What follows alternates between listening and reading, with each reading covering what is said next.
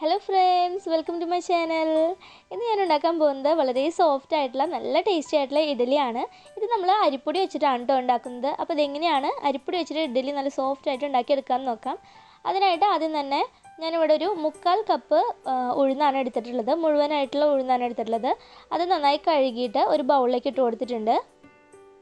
ഇനി ആ ഉഴുന്ന് മുങ്ങി കിടക്കുന്ന വിധത്തിൽ നമുക്കതിലേക്ക് വെള്ളം ഒഴിച്ച് കൊടുക്കാം. എന്നിട്ട് അതൊരു 3-4 മണിക്കൂർ നമുക്ക് കുതിർത്ത് വെക്കാം കേട്ടോ. അപ്പോൾ ഇവിടെ 3 മണിക്കൂർ കഴിഞ്ഞിട്ടുണ്ട്. നമ്മുടെ ഉഴുന്നൊക്കെ നന്നായിട്ട് വീർത്ത് വന്നിട്ടുണ്ട് കേട്ടോ. കണ്ടില്ലേ, നന്നായിട്ട് വീർത്ത് വന്നിട്ടുണ്ട്. ഇനി ഈ ഉഴുന്ന് നമ്മുടെ ഒരു മിക്സിയുടെ ജാറിലിട്ടിട്ട് നല്ലതുപോലെ ഒന്ന് അരച്ചെടുക്കാം. അപ്പോൾ അതിലേക്ക് കുറച്ച് വെള്ളം ഒഴിച്ചിട്ട്, ഒരു 1/2 കപ്പ് വെള്ളം ഒഴിച്ചിട്ട് നമുക്കൊന്ന് അരച്ചെടുക്കണം. അപ്പോൾ ഇവിടെ ഉഴുന്ന് നന്നായിട്ട് അരച്ചെടുത്തിട്ടുണ്ട്. നല്ലതുപോലെ നല്ല സ്മൂത്തായിട്ട് അരച്ചെടുക്കണം കേട്ടോ. ഇനി അതൊരു ബൗളിലോട്ട് ഇട്ട് കൊടുക്കാം നമുക്ക്. അതിനുശേഷം അത് അവിടെ മാറ്റി വെച്ചതിന് ശേഷം മിക്സിയിലേക്ക് 1/4 കപ്പ് ചോറ്, നമ്മൾ ഏത് ചോറ് എടുക്കണമെങ്കിൽ ആ ചോറ് എടുക്കുക. എന്നിട്ട് അത് കുറച്ച് വെള്ളത്തിൽ നന്നായിട്ട് അരച്ചെടുക്കുക. അപ്പോൾ അതും അവിടെ മാറ്റി വെച്ചിട്ടുണ്ട്. പിന്നെ വേണ്ടത് നമ്മുടെ അരിപ്പൊടിയാണ്. അരിപ്പൊടി ഞാൻ 1.5 കപ്പ് അരിപ്പൊടിയാണ് കേട്ടോ എടുത്തിട്ടുള്ളത്.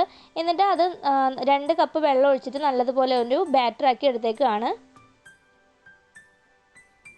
നന്നായിട്ടൊന്ന് കട്ടകളൊന്നും ഇല്ലാണ്ട് ബാറ്ററാക്കിയിട്ട് എടുക്കുന്നത്, നല്ലൊരു ബാറ്ററായിട്ട് എടുക്കുന്നുണ്ട്. കണ്ടോ, നല്ലതുപോലെ കട്ടയൊന്നും ഇല്ലാണ്ട് എടുത്തിട്ടുണ്ട്.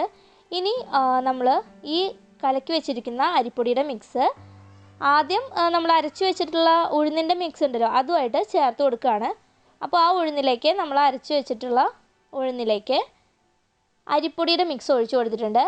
പിന്നെ വേണ്ടത്, നമ്മൾ മിക്സിയുടെ ജാറിൽ നമ്മൾ കുറച്ച് ചോറ്, ഒരു 1/4 കപ്പ് ചോറ് അരച്ച് വെച്ചിട്ടുണ്ടായിരുന്നു, അതുകൂടെ ഈ മിക്സിലേക്ക് ചേർത്ത് കൊടുക്കുകയാണ്. അപ്പോൾ എല്ലാം ചേർത്ത് ഈ ഒരു പാത്രത്തിലോട്ട് ഇട്ട് കൊടുക്കുക.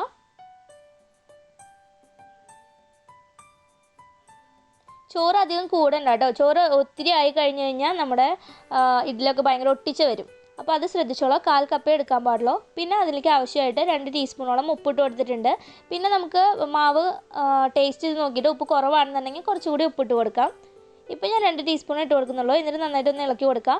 പിന്നെ ഈ ബാറ്റർ നല്ല കറക്റ്റായിട്ട് കിട്ടാൻ വേണ്ടിയിട്ട് ഞാൻ ഇതൊന്ന് ഒരു മിക്സിയുടെ ജാറിലിട്ട് ഒന്ന് അടിച്ചെടുക്കുന്നുണ്ട്. കാരണം നമ്മൾ കൈകൊണ്ട് എത്ര ഇളക്കിയാലും അതിൽ ചെറിയ ചെറിയ കട്ടകളൊക്കെ ആയിട്ട് കിടക്കുന്നുണ്ടെങ്കിൽ അതൊന്ന് ക്ലിയർ ആയിട്ട് കിട്ടാൻ വേണ്ടിയിട്ടാണ് കേട്ടോ മിക്സിയുടെ ജാറിലിട്ടിട്ട് ഒന്ന് അടിച്ചെടുക്കുന്നത്. അപ്പോൾ മിക്സിയുടെ ജാറിലോട്ട് മുഴുവനായിട്ടുള്ള ബാറ്ററും ഒഴിച്ചു കൊടുക്കുകയാണ്. എന്നിട്ട് അധികം നേരം അടിക്കൊന്നും വേണ്ട, ജസ്റ്റ് ഒരു അടി അടിച്ചിട്ട് നമുക്ക് എടുക്കാം. അപ്പോൾ മാവ് ദാ റെഡി ആയിട്ടുണ്ട്. ഇനി ഇതൊരു പോണിയിലേക്ക് ഒഴിച്ചു കൊടുക്കാം. അപ്പോൾ അത്യാവശ്യം വലിപ്പമുള്ള പോണി എടുക്കുക. അപ്പോൾ അതിലേക്ക് ഒഴിച്ചു കൊടുത്തിട്ടുണ്ട്, മുഴുവൻ ബാറ്റർ ഒഴിച്ചു കൊടുത്തിട്ടുണ്ട്. അപ്പോൾ ഈ ഒരു കൺസിസ്റ്റൻസിയിൽ വേണം നമ്മൾ ഇഡ്ഡലി മാവ് റെഡിയാക്കി എടുക്കാനായിട്ട്. ഒത്തിരി ലൂസാവാനും അധികം കട്ടിയാവാനും പാടില്ല. അപ്പോൾ ഈ ഒരു പരുവത്തിൽ എടുത്തിട്ടുണ്ട് കേട്ടോ. ഇനി ഇത് നമുക്ക് ഒരു മൂടി വെച്ച് അടച്ചിട്ട് ഒരു 8-10 മണിക്കൂർ നമുക്കിതൊന്ന് ഫെർമെൻറ്റേഷനായിട്ട് വെക്കണം. ഞാനിവിടെ 9 മണിക്കൂർ വെച്ചിട്ടുണ്ടായിരുന്നു. രാത്രിയാണ് ഞാനിത് അരച്ച് വെച്ചത്. അപ്പോൾ മോർണിംഗിൽ ഉണ്ടാക്കാൻ വേണ്ടിയിട്ടാണ്. അപ്പോൾ ഒരു 9 മണിക്കൂർ കഴിഞ്ഞിട്ടുണ്ട്. അപ്പോൾ നമ്മുടെ മാവ് ഇതാ കണ്ടില്ലേ, നല്ലതുപോലെ വീർത്ത് വന്നിട്ടുണ്ട് കേട്ടോ. കണ്ടോ, നന്നായിട്ട് വീർത്ത് വന്നിട്ടുണ്ട്. അപ്പോൾ നമ്മൾ ചൂടുള്ള സ്ഥലത്തൊക്കെ ആണെങ്കിൽ ഒരു 6-7 മണിക്കൂറൊക്കെ ആകുമ്പോഴേക്കും നന്നായിട്ട് നമ്മുടെ മാവ് വീർത്ത് വരും.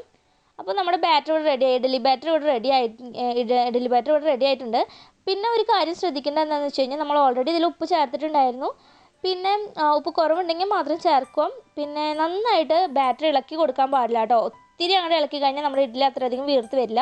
അപ്പോൾ അതൊന്ന് ശ്രദ്ധിച്ചോളൂ. അതിനുശേഷം ഇഡ്ഡലി തട്ടിൽ കുറച്ച് എണ്ണയോ ഓയിലോ തടവിയതിന് ശേഷം കുറേശ്ശെ ബാറ്റർ ഒഴിച്ച് കൊടുക്കാം. അപ്പോൾ ഒത്തിരി ബാറ്റർ ഒഴിച്ച് കൊടുത്താലും ബാറ്റർ അങ്ങനെ വീർത്ത് വരുമ്പോൾ 2 ഇഡ്ഡലിയും തമ്മിൽ യോജിച്ച് പോകാൻ ചാൻസ് ഉണ്ട്. അപ്പോൾ കുറേശ്ശെയായിട്ട് ബാറ്റർ ഒഴിച്ച് കൊടുക്കുക.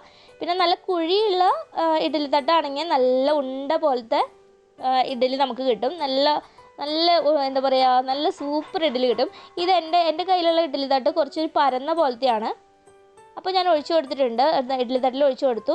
അതിനുശേഷം സ്റ്റീമറിൽ വെള്ളം എടുത്തിട്ട്, വെള്ളം നന്നായി ചൂടായി വന്നപ്പോൾ അതിലേക്ക് 2 ഇഡ്ഡലി തട്ട് അതിലേക്ക് വെച്ച് കൊടുത്തേക്കാണ്. ഇനി അതിനെ മൂടി വെച്ച് നമുക്ക് കവർ ചെയ്തിട്ട് ഒരു 10 മിനിറ്റ് നമുക്കിതൊന്ന് മീഡിയം ഫ്ലെയിമിലിട്ടിട്ട് ചൂടാക്കിയെടുക്കാം, ആവി കയറ്റിയെടുക്കാം. അപ്പോൾ ഇവിടെ 10 മിനിറ്റ് ആയിട്ടുണ്ട്. ഞാനിത് ഓപ്പൺ ചെയ്ത് നോക്കുകയാണ്. അപ്പോൾ നമ്മുടെ ഇഡ്ഡലിയൊക്കെ നന്നായിട്ട് വീർത്ത് വന്നിട്ടുണ്ട് കേട്ടോ. അപ്പോൾ ഇനി ഇത് നമ്മളൊരു സ്പൂണിൻ്റെ നന്നായി ചൂടാറിയതിന് ശേഷം എടുക്കുകയാണ് ഏറ്റവും നല്ലത്. ഞാനിപ്പോൾ കുറച്ച് ചൂടോട് കൂടിയാണ് എടുക്കുന്നത്. അപ്പോൾ ഒരു കയ്യിലിൻ്റെ ബാക്ക് ഭാഗം വെച്ചിട്ട് ഇതുപോലെ ഒന്ന് ഇളക്കി കൊടുത്താൽ അത് നമുക്ക് എളുപ്പത്തിന് കിട്ടും കേട്ടോ. അപ്പോൾ നല്ല സോഫ്റ്റാണ് ഈ ഒരു ഇഡ്ഡലി എന്ന് പറയുന്നത്. നല്ല ടേസ്റ്റിയാണ് കഴിക്കാനായിട്ട് കേട്ടോ. അപ്പോൾ എല്ലാവരും ഇത് ട്രൈ ചെയ്ത് നോക്കുക. കണ്ടില്ലേ എന്തൊരു സോഫ്റ്റാണ്. ഇനി ഇത് ഞാനിത് കട്ട് ചെയ്ത് കാണിച്ചു തരാം. പിന്നെ ഒരു ഒട്ടിച്ചില്ല നമ്മുടെ ഈ ഒരു ഇഡ്ഡലിക്ക്. അപ്പോൾ ഇത് കട്ട് ചെയ്യുമ്പോൾ നോക്കൂ, കണ്ടില്ലേ നന്നായിട്ട് വീർത്ത് വന്നിട്ടുണ്ട്. അപ്പോൾ വളരെ ടേസ്റ്റി ആയിട്ടുള്ള ഈ ഒരു ഇഡ്ഡലി റെസിപ്പി നിങ്ങൾക്ക് എല്ലാവർക്കും ഇഷ്ടമായെന്ന് വിചാരിക്കുന്നു. നിങ്ങൾക്ക് ഇഷ്ടപ്പെട്ട് കഴിഞ്ഞാൽ ലൈക്ക് ചെയ്യാനും ഷെയർ ചെയ്യാനും കമൻറ്റ് ചെയ്യാനും മറക്കരുത് കേട്ടോ. പിന്നെ എൻ്റെ ചാനൽ ഇതുവരെ സബ്സ്ക്രൈബ് ചെയ്യാത്തവരാണെന്നുണ്ടെങ്കിൽ ഒന്ന് സബ്സ്ക്രൈബ് ചെയ്ത് സപ്പോർട്ട് ചെയ്യണേ. Thanks for watching.